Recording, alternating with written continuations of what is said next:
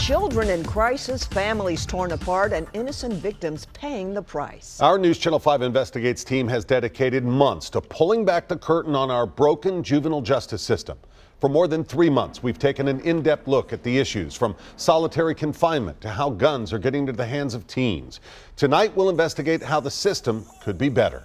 But first, we begin with the judge's ruling in the murder of Nashville musician Kyle Yorlets, a ruling that 2 of the suspects will be tried as adults. News Channel 5 Chief Investigative Reporter Phil Williams spoke with families on both sides of this tragic case. Phil.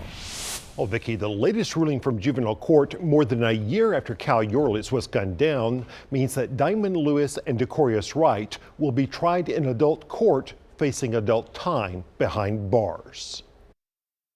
They're committing an adult crime, and somebody ended up dead. And in that scenario, there shouldn't even be the opportunity for rehabilitation.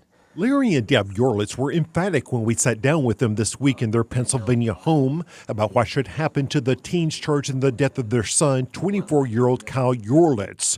Police charged 5 kids ages 12 to 16 for the armed robbery that turned into murder. They were all evaluated by a psychologist, and they all knew right from wrong, every single one of them.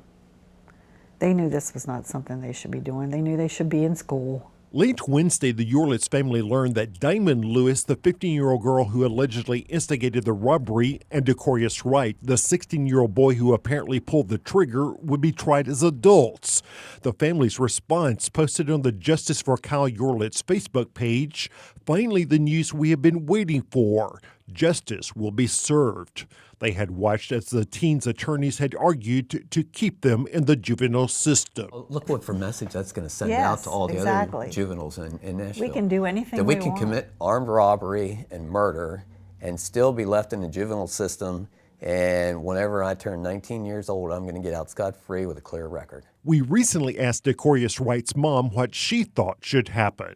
I feel like that, of course, he have to do some kind of time because Mr. Kyle was an innocent victim. But thing I'm saying is not his whole life. Kyle lost his whole life, and that would be equal payment. At least her son's still alive. She can still speak to him. Now, meanwhile, our investigation has uncovered exclusive new details in the Kyle Yorlets case. You'll see what we discovered and what it says about Tennessee's broken system beginning next week. Vicki?